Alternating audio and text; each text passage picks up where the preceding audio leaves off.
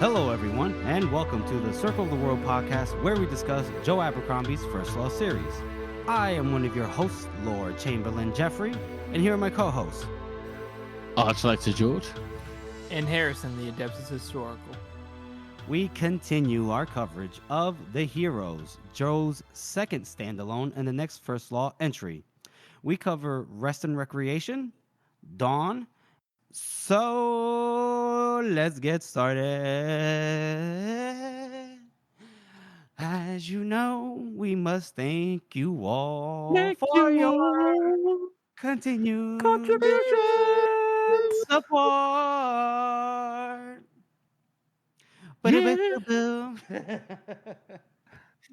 Oh no, now we have to do the whole episode like this. Oh God, no. No! I just want to say, I was watching. Did you guys see the Spotify Wrapped email that we got for Spotify creators? No, I did not. So apparently on Spotify alone, we are 65 people's number one podcast. Fucking love that. 65. You 65 people, we love you. Yeah, can you imagine sitting in a room with 65 people and talking to them?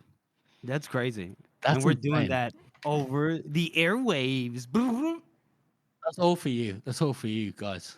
Yeah, Now, you here's- 65 dedicated, loyal subjects. We appreciate you. We really do. Now, here's the thing. There are 65 loyal listeners on Spotify, but I don't see 65 people in our Discord. So ask for those goddamn invites and we will send them out. Yes. Email us. Sure, because we all are. Circle of the World podcast at gmail.com. Email send us. you all sorts of goodies, including Yep. witty remarks, probably. Yeah. Yep. And if you DM us, we can't afford anything else. if you DM us, Harrison will send a dick pic. So let's. Okay. So yes, Harrison might or might not send the dick pic, but he's more than happy to receive them if you're interested. So anyway, let's move on to our first chapter read through, which is Rest and Recreation. Oh, folks, man, it looks like Finri just isn't a loyal wife. It looks like her and Gorse are getting it on, and that they're in her husband's tent. Wait a minute, no. His quarters in the palace. Wait, maybe Croy's headquarters? His desk? Wait a minute. This is a Anywhere fantasy, that suits. folks. This is a fantasy. So he's out here pumping away, and in his dreamlike state, he gets interrupted by the voice of a camp follower, we will call her. So, are you nearly done? Wait. Are you nearly done? Perfect winch voice, George. Oh, thank you. I went to the Monty Python School of Women's Voices. Oh my God. Yeah. And so apparently this is a camp follower, aka Lady of the Night. And he had told her that he told her to not talk during this soiree. And well, she's got a cue. So Which in and of itself is really depressing, isn't it? It's just like, I've got a cue to come and... yeah, so much for nearly there. But Joe always does make sure that we understand that war never changes. Very, very true. And so apparently, according to the descriptive, his cock was already wilting. So that's it, folks. You wrap it up. So he basically leaves, and then there's a pimp that's outside the door, and he goes, "Hey, everything to your liking?" And Gorse is in his mind just kind of like, "My liking? I can't even come in the allotted time." And so the pimp kind of read it on Gorse's face that Gorse might be prone to violence. But then Quite rightfully so, to be honest. Yeah. I mean, every single person looks at Gorse and it's like, yeah, this guy's like just ready to kill anybody at a moment's notice. Pretty much. And then finally, the Gorse just kind of went, "Everything is fine. or everything is fine, and walked away. And But then I just love how the hater just has these indecent fantasies, and he's just so ashamed of it. Like, what a weird character trait. This is like one of our main characters, and he's just like this weird, like sex deprived creep.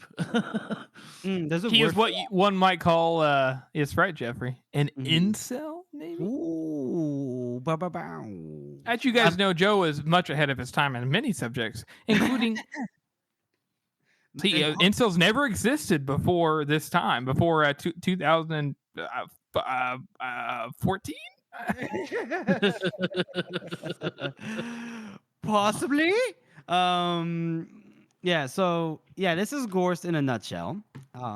He and so he walks through the camp and noticing all the different. I guess you could say the thriving maybe marketplace here with all the different merchants and everything. Somebody has a self sharpening sheath. That is ridiculous. That's Yep. just it's just this whole marketplace is just full of snake oil salesmen and fucking Mm. absolutely desperate people, and it's just such a sad display, isn't it? My least favorite one is pup or pot,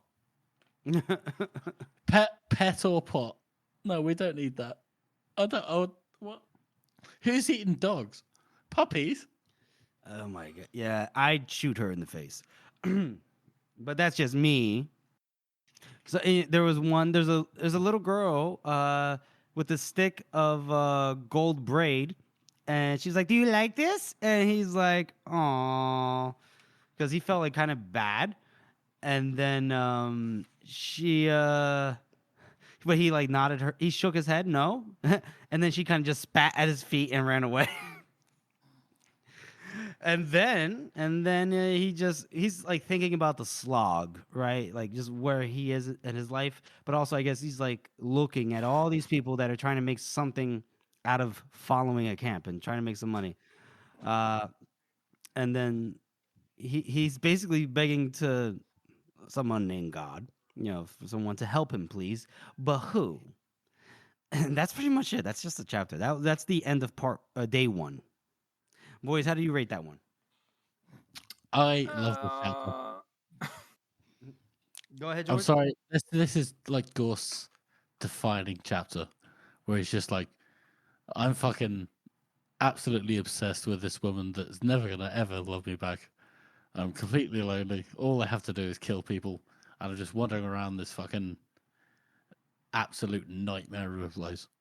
And it paints the picture so vividly in my mind that I've got to give this one an 8 out of 9. Jesus, Holy an shit. 8 out of 9. Holy balls, you are drunk, but good for you, sir. Good for I you. know I Holy. might be drunk, but I would give this one if I was sober anyway. 8 out of 9. Wow. Okay. Harrison, what would you give this one? Well, I'll be honest, George. I have a hard time giving anything above a 4. I am not the biggest fan of Gorse. I know I mentioned it once or twice, and I think you're right. I love his writing, and I really appreciate Joe's style and everything, and how he makes you feel about the character. But you know what, with Giselle in the beginning, how he's kind of annoying, but he gets better.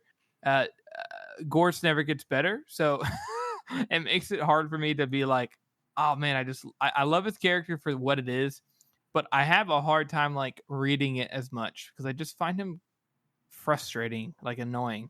So for me, I know, I love his character. You know how I am with characters and Joe's writing and everything. Obviously, I love him as how he is, but yeah, I had to give it a 4. Okay. How about you, Jeffrey? Yeah, you can be honest with you guys. I think I'm gonna give this a 3 out of 9. Oh shit! I thought I was rough. I mean, it's like We three. don't often disagree, but this has got to be one of them. Yeah, that's true. I mean, this is like a very short chapter. Gorse is out here fantasizing about banging Finry. I mean, we probably knew that from the jump when you first read this, even if you're a first time reader, because Yeah. why would Finry? I mean, I don't follow him for that. Man's gotta have an imagination, but Yeah, I don't know. And it's just kind of like, okay, so he's miserable. It just kind of feels like to me like a little bit of a cleanup chapter at the end of the first day. You know what I mean? So, It's a little too relatable. well, maybe it's a I'm little just too. kidding. You I'm guys are kidding. just in Maybe, denial. maybe the loneliness is hitting. I don't know. We'll see. But you know what? 3 out of 9. I'm about to give it a lower score just for that, Harrison. You guys are just in denial. maybe. Oh, It's because you. Embrace the suck. Repeat that last part, Harrison. George, you find Gorse too relatable. Probably. Maybe we all do. But Maybe that's the that end of says something about me. I don't know. who knows? Maybe you're just honest about it, and maybe me and Harrison are just lying through our teeth. What? You never know. But that's our first chapter read through. Let's move on to our community interaction segment. We'll talk about the memeing every chapter once again. We will encourage you to join if you're not already on the House of the Meme Maker subreddit, go ahead and join that. We can't verify because we're not on Reddit anymore. But go ahead and do that, and then look up the memeing every chapter thread, the post, and go on and submit your work of art. We want to see you interacting. Yes, we do have to talk about the memeing every chapter, and we've got some new additions to the memeing community. And I hate saying memeing community; it makes me feel like I'm betraying something inside. But not Luton. We've got Nat Luton, which we had as a previous memeing every chapter, or sorry, meme of the week winner.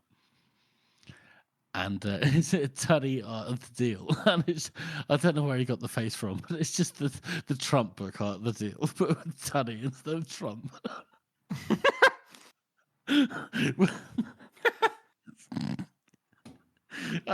It's not meme of the week, but that's absolutely brilliant. And it's just the most stupid face. Have you guys seen this? No, my. I'm posting it now. We're gonna have a live reaction to this fucking meme. Look at that. I mean, the fucking meme of the week is brilliant too. I'm spoiling it, but my god, holy shit!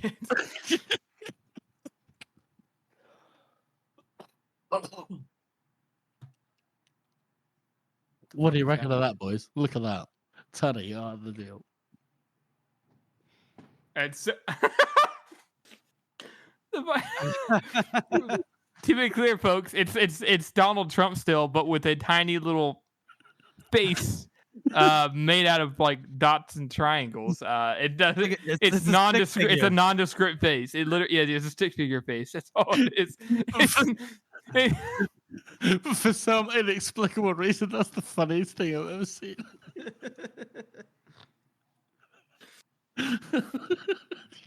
I can't unsee Tunny now. You can only see Tunny now. Okay, that brings an end to the community interaction segment.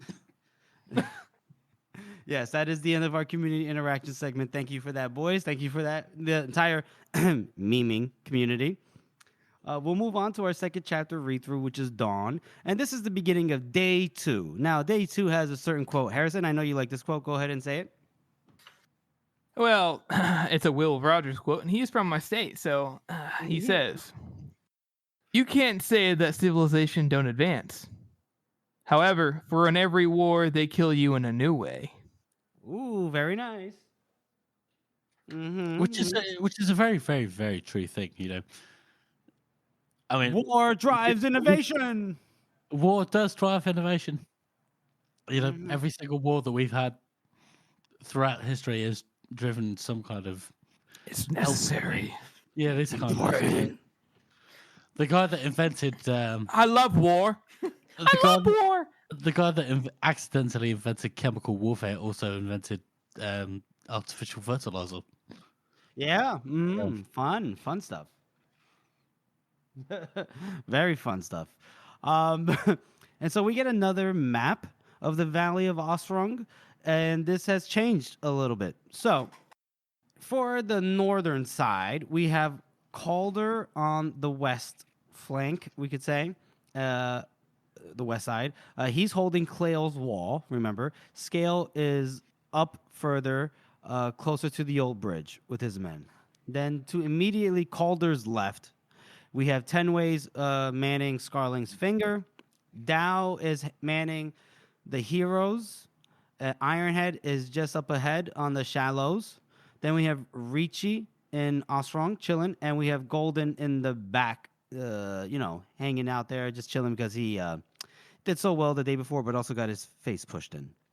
Then on the Union side, we have Colonel Valamir and his detachment all the way on the flank of the Northerners on the west side, in that marsh where they lost Klage. Then we have Miderick, who's basically right across from Scale.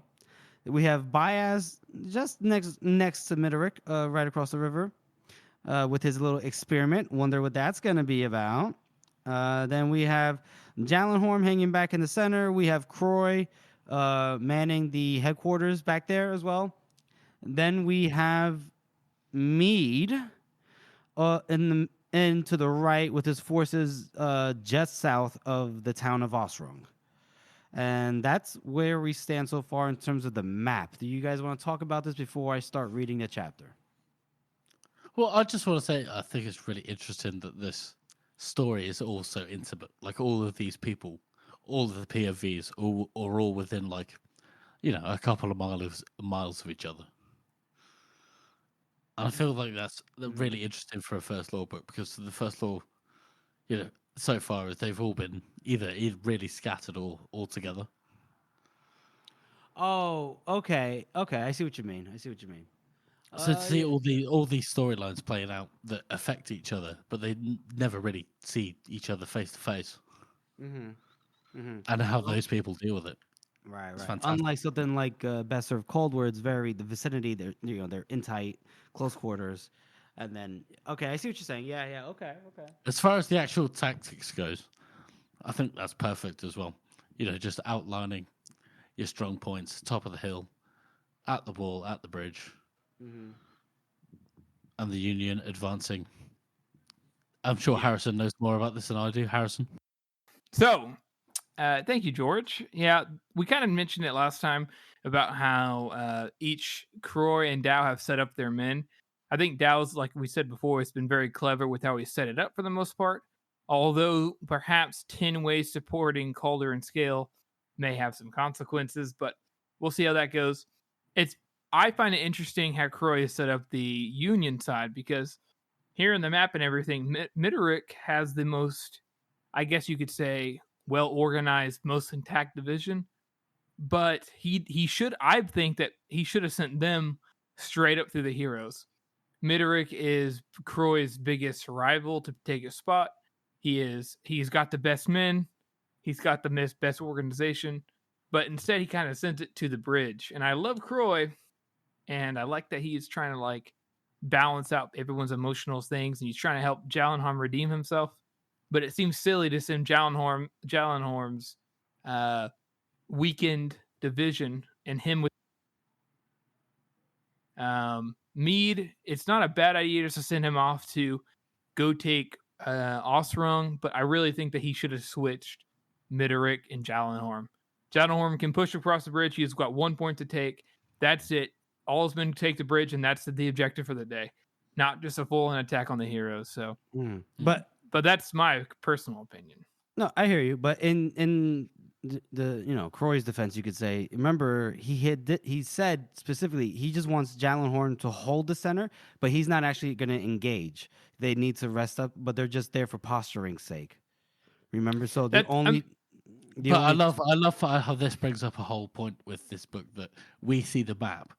But we can see both sides where the characters can only see one each.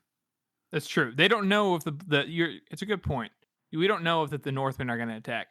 I just feel as though if I was Croy, not knowing what's ahead of me, other than that there's a big ass hill, I would have kept Jallenhorn in the left. He needs to push. He can still push with the limited numbers he's got because it's just across the bridge, so the numbers don't matter there. whereas Midoric could have even pushed the middle and put pressure on there. So that's my thought. I see what you're saying. I see what you're saying. Okay. But in terms of like the actual way the units are stacked up, it seems to me probably could have like, not bunch all of his units right at the bridge, and Mead probably could have not spread out so much, and Jallenhorn probably could have been ready to react to any dire situation on either side. Instead, they're all kind of just doing their own thing and Croy obviously only has so much power, but they, even on the map here, we can see Dow has a steady line across the board, and the Union is kind of just like, I don't know, I guess we'll do our own thing. Yeah. So I guess we'll see how this plays out, right, boys? So we start off the chapter Dawn, right? And we start this off with Craw's perspective. Our boy Kerndon Craw, achy wannabe retiree leader of the dozen right here. And he is just begging for a roof here, folks. But he wakes up and he's hanging out with his dozen. And then we see, they don't have a fire lit, but they're just kind of like congregating here, the dozen. And, well. What a shit life. What a shit life. Just hanging around, waiting to fight. No roof, no fire. What the fuck? Got a Mary Coley. I just want to say that. I feel sorry for every single person in this fight. Just hanging around in the field, waiting to stab someone. It sounds crap. Yeah. Not a great life. Welcome to war, buddy. Welcome to war. Mm-hmm. But we do find some. We're gonna find some. Talk about some innovation that we talked about earlier, right? So Warren of Blais apparently figured out how to slice bread with his father of swords. I fucking love this. I'm just gonna take over for you, Jeff. Here, Warren invents the fucking cheese sandwich with his greatsword. How the fuck would you do that? Come on. Well, he slices the bread thin. Like nobody else has ever thought of that before. It's like the only person in the North has ever thought of putting something between two slices of bread. Yeah. Well, I mean, I guess he was the first one, I hate him. He's just so perfect. And what does he call this innovation here? A cheese trap. A cheese trap. Love it. Genius. And for those who don't know, this will eventually evolve into the grilled cheese, a very, very famous dish. So don't take a shit on this. I mean, I know we all have our hatred of it. Also, on a serious note, it does bring up the thought of too, like, yes, I'm sure somebody else has done this in the North, but like the fact that like cheese in between two slices of bread shows how fucking like behind the North is with like just even innovation of food other than just eating meat cooked and bread. Like but that's cheese between bread. The thing is, that's exactly how names come. I mean, the word sandwich comes from a fucking earl who was the Earl of Sandwich, and he loved gambling, and all he ever did was gamble, so all he ever did was eat meat between bread, and that's where the word sandwich comes from. Interesting. You, I did not know that. But also the fact that I mean, like in general, like everybody in the dozen are like yeah, they may be given a hard time, but like they genuinely have not even thought about it. It's like not even comprehended to put cheese in between two slices of bread. Like what I mean is like you're just too busy cleaning your ass or your sword or your fucking. Listen, what all I'm saying is that the food culture in the North is fucking piss poor. It's worse than the British food currently. That's saying something. Oh, shots fired. Damn. He said you guys are acting like it's still World War II. Damn. That's fucked up. The cheese trap is most certainly a World War food. You know what I'm saying? I'm not gonna say anything because I do not want this episode to be like 3 hours long. Yeah. All right. I have higher hopes for British cuisine than Harrison. But you'll see. You'll see. So So anyway, Weirin in his pontificating and talking about how great his cheese trap is out here pointing at Wonderful with it, and next thing you know, the cheese escapes the bread and falls into the under fire. Now he's determined to not let this stop him. But in the meantime, Crawl tells Droff to go wake Brack up because Bracky Dane will get pissy if he misses breakfast. So Droff goes to wake him up, and Crawl points out to Weirin like, "Hey, if you unsheath the father's swords even a little bit, doesn't have to be blooded." And he is correct. So Weirin brushes the heel of his hand against his edge, and just so that there's just a little bit of blood on there because apparently that's the name of the game. You know Right. what? Religion relies on technicality. That's just the way it goes. Yeah, I guess so. And so, Droft is like, "Hey, doesn't seem like Brack wants to get up." And Crawl's like, "Oh, Jesus Christ, you kidding me, man? Brack, wake up! Brack, wake up!" And then he notices that the tattoo side of Brack's face is all beaded up with dew, and he feels cold. He didn't feel like a person at all, meat and hair, like Weirin said. And Wonderful walks up over to them as well and tells Brack to get up, you fat hog, before Jolyon eats all his. And then Crawl interrupts her and says, "Brack's dead." I mean, that's such a sad moment, isn't it? I mean, I don't know what fucked this up. is. Do you guys ever feel like when you watch a film and somebody gets killed when they're doing something like sleeping or having a shit or eating or just doing something wholesome and they die? Yeah. That just feels so much worse than if they die when they're fighting or whatever. Yeah, and it sucks. Well, I will say this. It seems like at least he went in his sleep. Well, But I mean, he was fighting. He had to been fighting like an infection, right?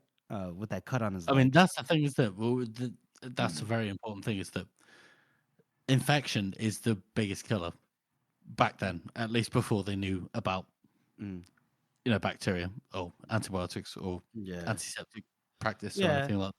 That disease, starvation, all that. Yep. Yeah, you get a cut and go, oh yeah, whatever, and then a week later you die. I mean, even in I think Shiver said in Best Served Cold, he saw a guy get a nick by Yep, you're right. just thorn and just die of an infection like a week Yeah, later. so did Logan. Logan also said the same thing. Something similar. Not a nick, but he was like he fell on his sword and then he died a week later. Yep. Fell on his sword. Exactly, because that kind of thing is very, very modern. We take it for granted now, but we've only known about bacteria and infection for what, like 100 years. I can fucking take a sword cut. I can do it. Yeah, you big man. You big man. I'm just built different. I'm built different. I can take it. That's funny. Well, that happened, but then we shift perspectives, and now we move on to Finry's POV in the same chapter, and she had been awake, just kind of like chilling by the window of the room that her and Hal are in, and she talks. She thinks about like how she could have made a better effort at cleaning, but she's no good at being a homemaker. Because they're in the inn, and just in a few like maybe moments or in an hour or so, Mead's division will be charging into Ostrung, and she didn't want to wake Hal up just yet, but she eventually does.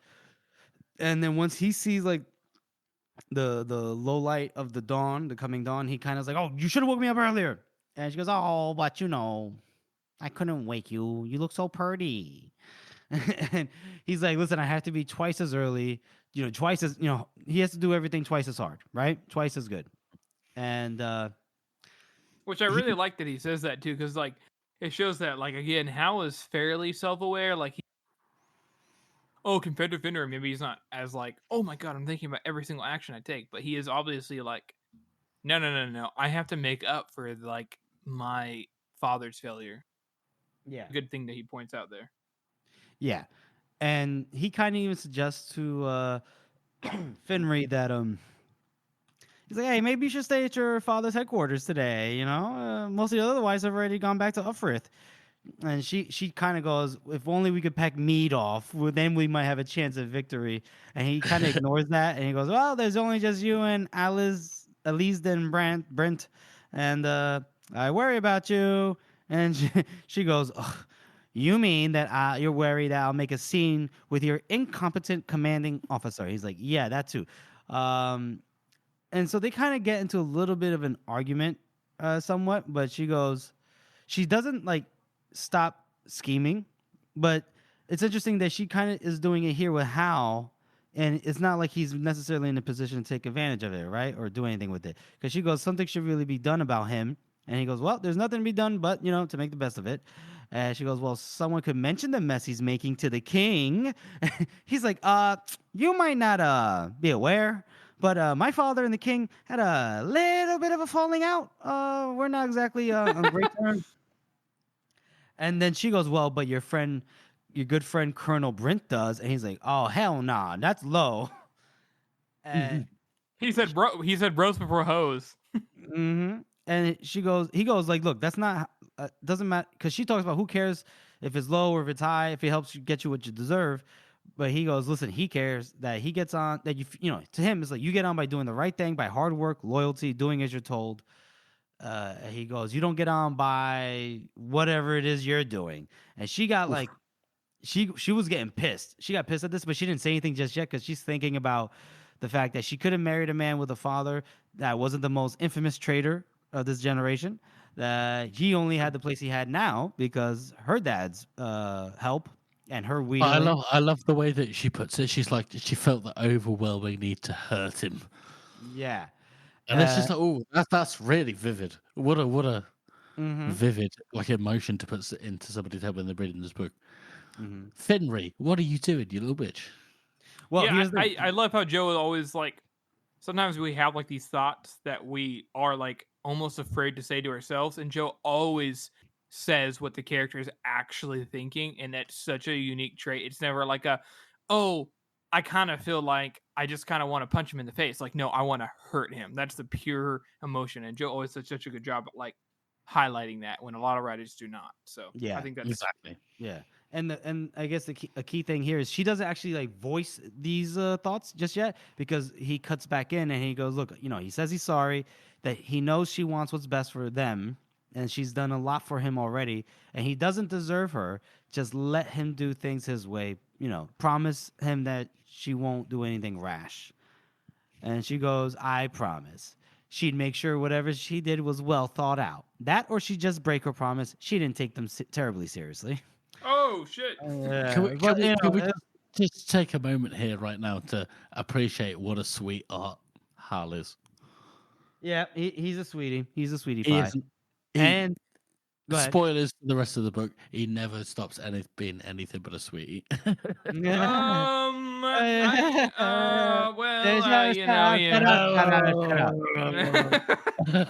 I will say he is a sweetheart to his wife, but goddamn, is Gorst right in saying he is not like a real fucking man? That's actually, I think that's actually accurate.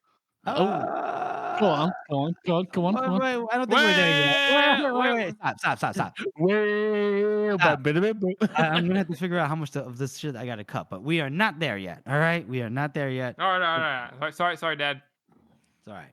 Anyway, so moving on. So he, was obviously pretty relieved at it, and he gave her like a bent to kiss her. She returns it half-heartedly, and then his shoulders slump, and she felt that, and she remembered that he was going to be in danger today. So she goes, no, look, I love you. Right? Because that's why she's here, isn't it? To slog along the mud with the soldiers, to be with him, to support him, to steer him in the right direction.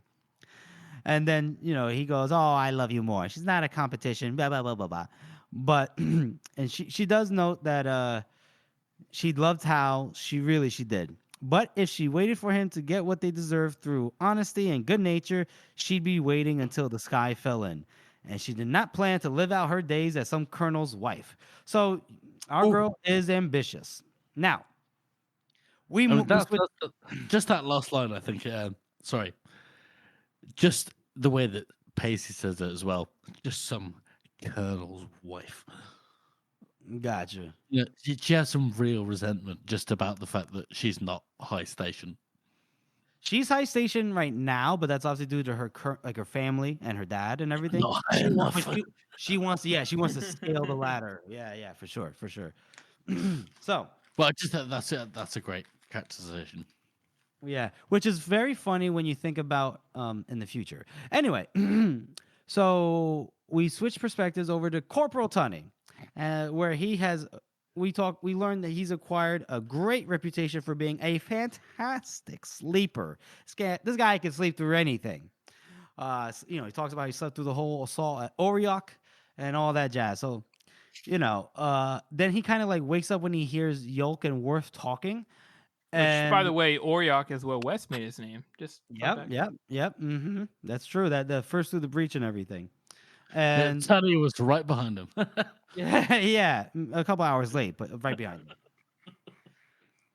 And he talks about he hears Yolk and Worth talking, and they're by a potential fire. They're trying to start a fire to cook some bacon, and he's like, "You fucking idiots! Don't do that! Jesus Christ!" Well, that's the first roll, isn't it? That's not Yeah. fire. Yeah, not when you're so close to the enemy. And then Worth is like, "But how are we gonna cook our bacon?" He's like, "You're not." And he goes, "Oh, we eat it raw." And he's like, not to you, Worth, especially given the sensitivity of your intestines." And I like how Worth is like, "My what?" You dodgy guts. Oh, so then it's like if they have nothing else, then that's what they're eating. Nothing. So yeah, so he's basically here just like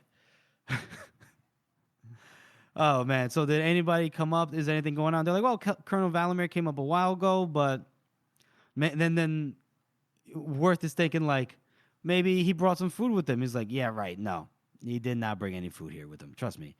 And then Tunney goes, that kind of officer, clever and ambitious. All he does is he climbs to promotion over the bodies of the common man. And Yolk goes, "Are we the common man?" And Tunney just stares at him.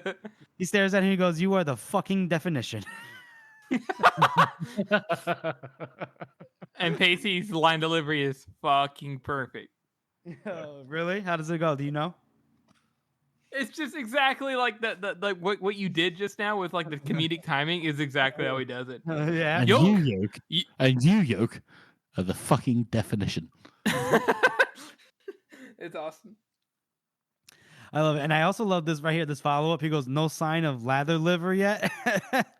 And then they correct him. Like, They go, it's Netherlands, sir. Yes, I know. I choose to pronounce it because it amuses me. The truth comes out. He goes, "Well, that's something because Leper Lover went to tell the 10 soldier pushers where we are. So chances are he'd be the one bringing the orders back. So that's good that he's not back yet, right?" And then, he's like, because those orders could be anything. Could be, could be even ordered to an attack, which is crazy. And then Worth kind of, I guess, is hearing this and he gets nervous. He goes, "Corporal," because he's like pressing his stomach. And you go, "I don't want you doing it here. Get out of here," and goes take a shit somewhere else.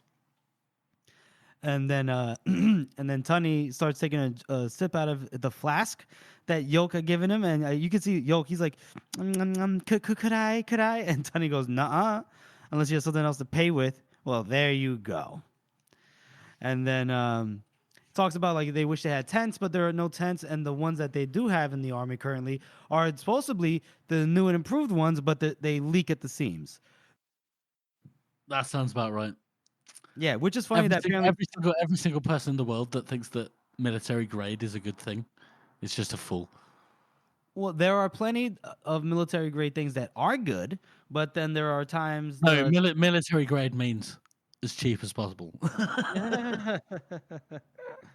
Well, yeah. So these tents aren't great, but good for Tunney that he's able to turn a profit by, on the black market with the old kind of tents. So that's good. So he kind of like, he's like, all right, so they're not going to start a fire. And at this point, we're just waiting. So he sits back down and he goes, "Look, the thing that folks at home don't realize about war is just how boring it is." And then he just goes right back to sleep. Boom, easy peasy, lemon squeezy.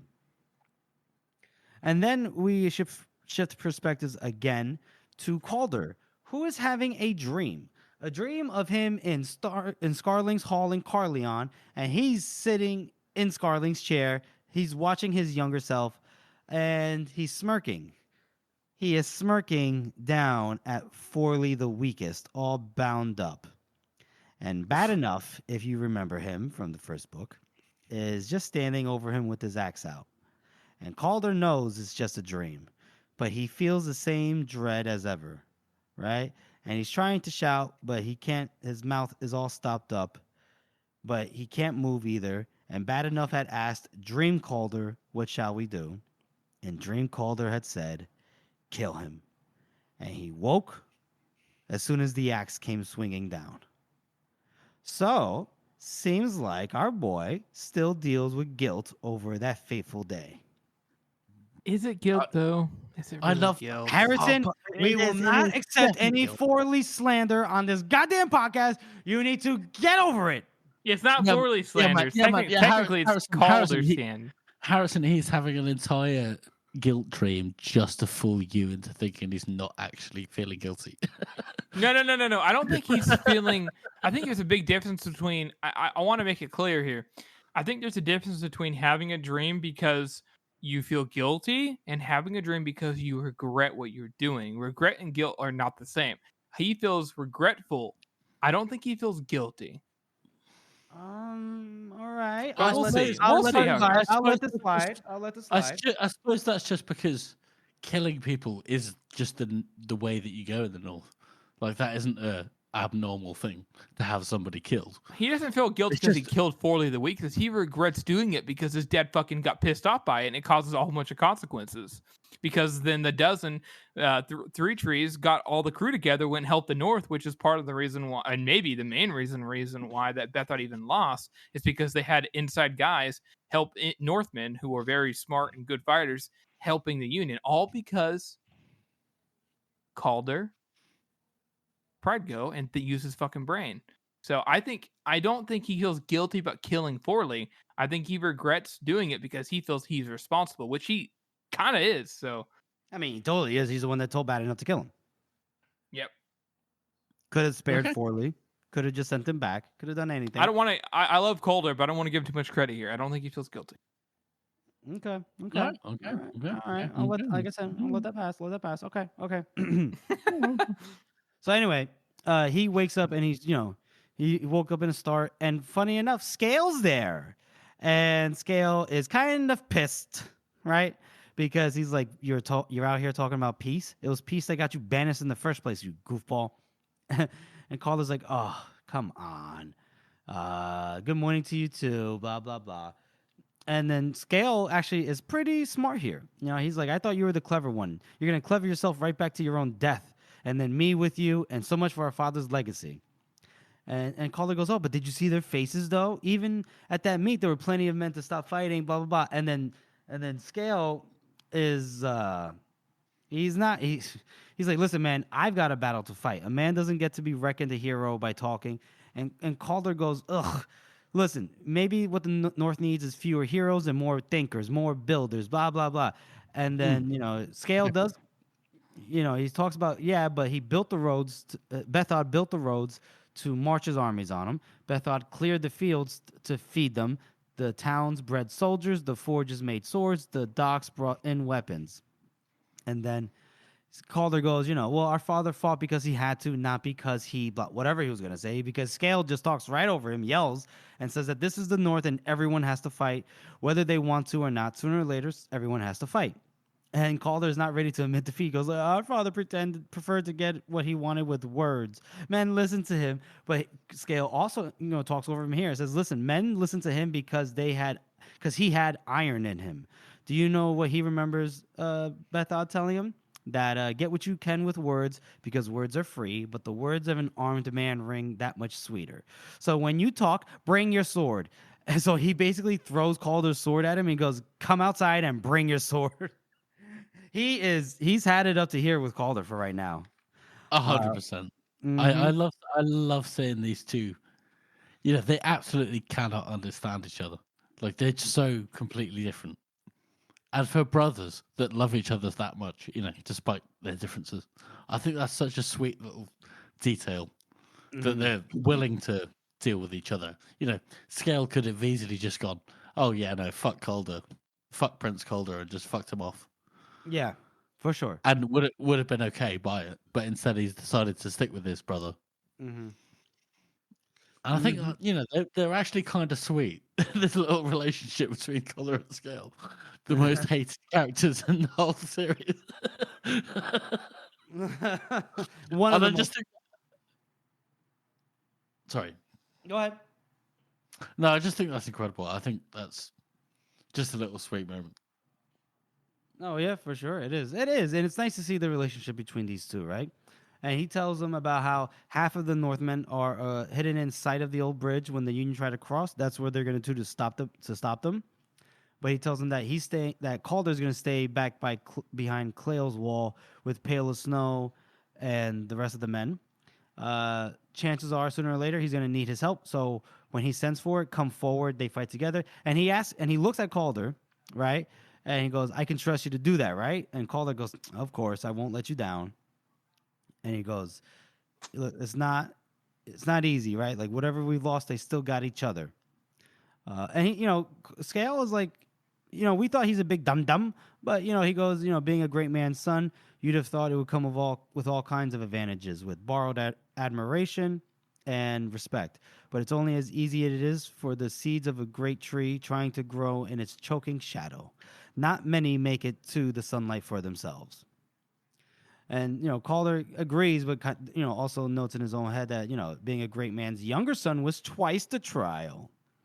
So I think it's interesting that I think it's heartbreaking that Scale is in his mind. He's like, I am the leader. I am my father's son. I am the firstborn. I have to protect Calder, which is what he usually does. And he's telling him to stay behind the wall and back him up because he wants to protect him, not so he can take the glory. And it's tragic that Calder is like completely fucking missing the point. But what else is new? Oh, he is completely. But they both are, aren't they? Scale doesn't understand Calder, and Calder does not understand Scale. They love each other, but you're right. They don't understand each other. Yeah, that's a good point, George. Very true. Very true. But isn't that just like there's so many relationships in my life, and I won't name them, but where I feel that way. I love this person, but I don't really understand what they're really about. Yeah, I mean, I think it is for us to love most people, even if we don't understand them. It definitely does create some confliction sometimes. So, but isn't that just in the scope of somebody fighting in a war in the stupid fantasy world? But Joe has managed to illustrate that so perfectly. Isn't that just? Oof. Yeah, I'm like, awesome. I love you, Joe. Yeah. So, well, they continue their conversation briefly. Scale remarks that listen, if there's any trouble, there's supposed to be. If we can't hold it up, then Broad 10 Ways is supposed to be helping. And Calder goes, "Yeah, right." And so they kind of they know that it's really just those two, and so they can't always agree, but their family. It's just Scale and Calder, and he says, "Good luck, brother. Good luck to you too." And then maybe they can get this going. We'll see what happens. And so Scale goes towards the old bridge, and then Foss Deep and Shallow make an appearance, and they're like, "Hey, got a feeling you need some more. You're gonna need more than luck today, Your Highness." And then Shallow goes, "I don't know. The biggest mountain of best luck ever might do it." And what? Okay. And then Calder turns away, silently sulking, and because he's worried that they actually might have the truth of it the way this might turn out. So we switch perspectives again, and now we're back with Craw and the dozen, and they just buried Brack. And they're not the only ones. Splitfoot and other chiefs are near the heroes or around the heroes, and they're saying words to the recently fallen. And Craw has some good words here.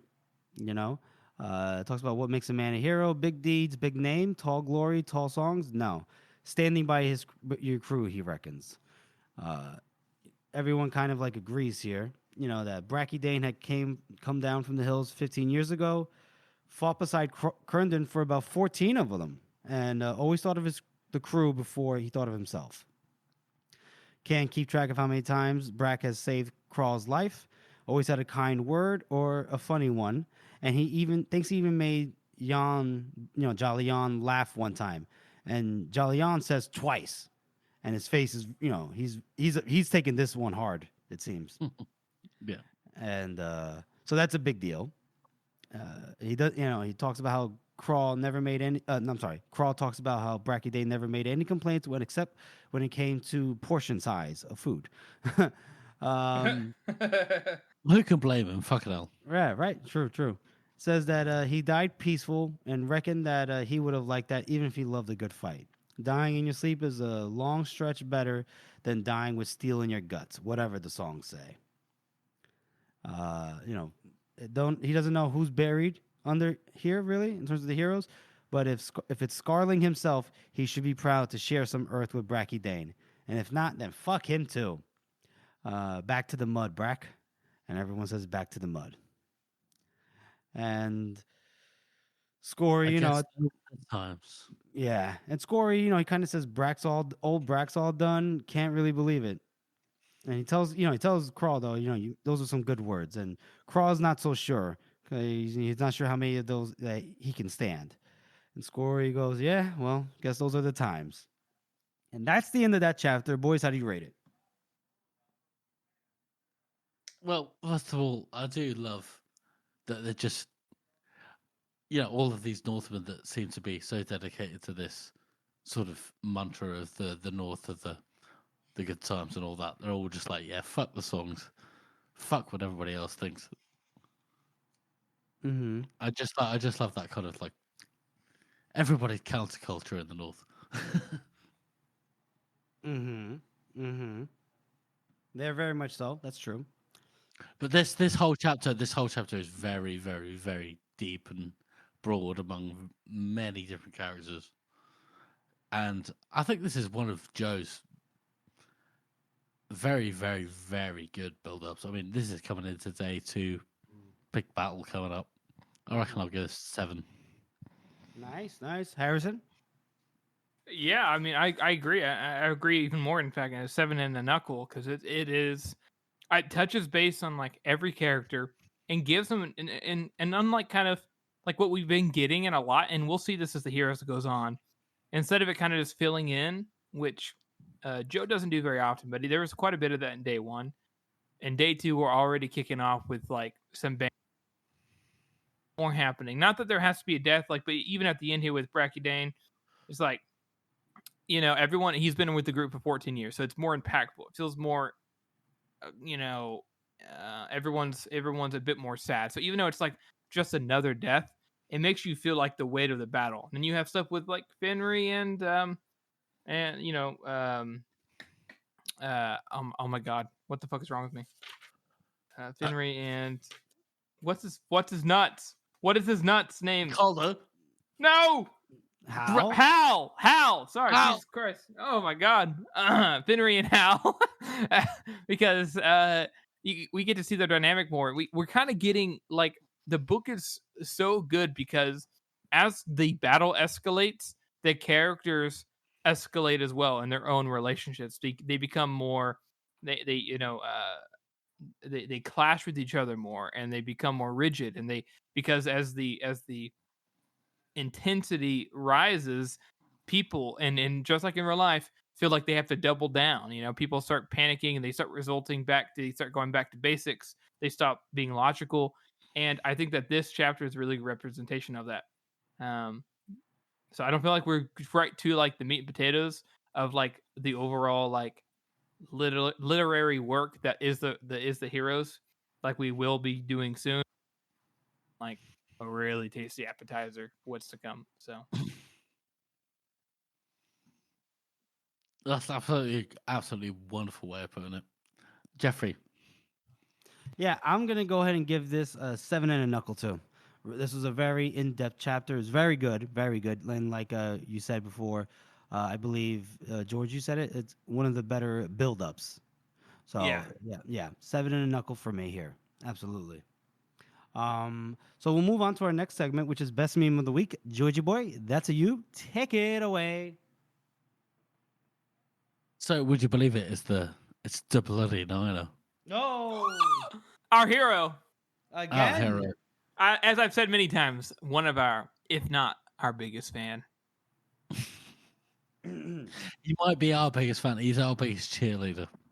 For sure. He's Every still- episode, guys, every episode, he's like, guys, I fucking love this and this and this about the episode. We love you, man. You're freaking awesome. And despite the fact I've warned him off it, he still regularly mentions us on Reddit, which is a dangerous game these days. I don't think it's a dangerous game. I don't think so. Well, we're making it a dangerous game, Jeffrey. Um, We're giving him credit for it. So, Jeffrey, you'll love this meme because it's the fucking. So it's the bit where Fligger drowns in the swamp, and his Fligger is. You've seen the Never-Ending Story, haven't you, Jeffrey? yeah, of course. Yeah. Of course, everybody's Yeah. seen the Never-Ending Story. Yep, It's even the me. horse. The poor recruits. Artak, the horse, drowning in the swamp, and then a random polar bear, which is also shitting itself, and then Atreya uses yoke. No, and Sunny, I'm never gonna fucking actually recover from this. As Joe Exotic.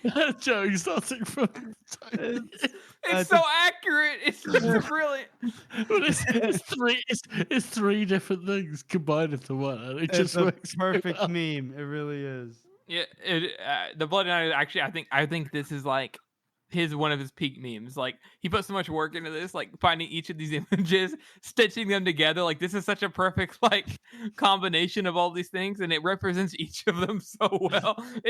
It's brilliant. You've really outdone yourself with this one. He's also become. Is the Bloody Niner become the Lord of Memes? Is he the new Lord of the Memes? Oh no! Don't say that too loud, sir. Spaceman might go nuts. He might be Lord of the Memes, or the master meme maker himself. Oh shit! Oh shit! Well, thank you for that, Bloody Niner. We very much appreciate your contributions. Appreciate about it. We do. We do. So we'll move on to our final segment, which is our character spot. Boys, who are we highlighting and spotlighting today? It's Bracky Dane. Bracky Dane. Unfortunately, many of these character spots will be upon a character's death because unfortunately there was a lot of people who died in this book. Yeah, and we barely know anything about many of them. Well, we know plenty That's okay. about Brack. We know plenty about Brack. Came from the hills 15 years ago. Fought beside Small for 14. Always thought of his crew before himself. He can't ask the time. That's a damn sight more than we know about Agrok and Athric. Who? Exactly. Oh, That being gross. said, I do appreciate because these moments, the character spot I came up with that because I wanted to highlight the fact that Joe put so much effort into side characters, and not always he does, but I do feel as though I like the fact for this character that he is so consistent with the fucking Hillman. Of course, the Hillman would come down and always talk about food. Of course, he'd think about the tribe instead of himself, and of course, he'd fucking hide a wound so that no one would worry about him.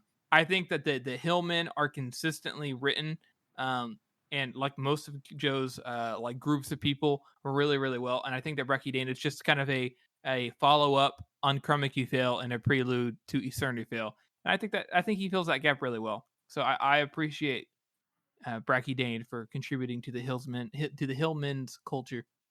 Oh, for sure. Mm-hmm. 100%. And I also appreciate the fact that, despite the fact that Bracky Dane doesn't really do much in the plot at all, like he doesn't affect the story at all, really.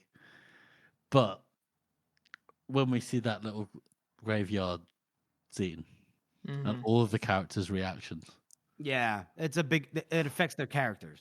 it really feels like he was a real person, Yeah. even though we didn't know anything about him. Mm-hmm. Mm-hmm. And how does Joe do that? Like, He- I've- Yeah, he's great. He's great. The moment that he says, on laugh once or twice, or laugh once, like maybe like he Carl wasn't even sure, and Jolyon goes twice. Like that part for me is like my favorite part of that funeral. scene, Yeah, because yeah, I agree. Jo- I agree. hey, yeah, for sure. Like maybe he was a funny guy. He probably made Jolyon laugh. No, Jolyon remembered the 2 times he made him laugh. Breaking. He lost a brother there that day, and that fucking sucks. Yeah, no, it's rough for sure. It's rough. I mean, you gotta love the characterization that, like, it's like you guys said before. I think George, you said it, that there isn't like a great deal that Brack does, or a big, lot of characterization, but the amount that Joe does fit in there, it's packs a I mean, punch. you feel the loss. You feel the Yep. loss of this random dude who just cracked a couple of jokes and killed some dudes in a fight, and then he Yeah. dies, and you're like, oh, that sucks. Mm-hmm. And you really feel it deep in your soul, you know. Yep, you really do. No, you're not kidding. Bracky Dane, we hardly knew ye, but we shall miss ye.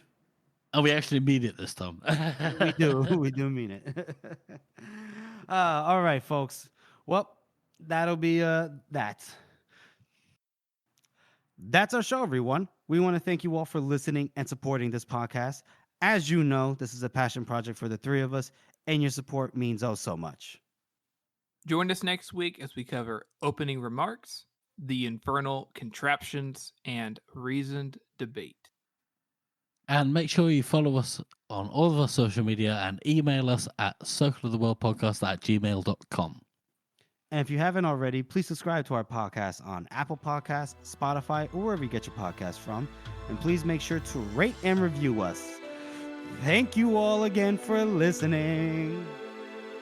I call it a cheese trap.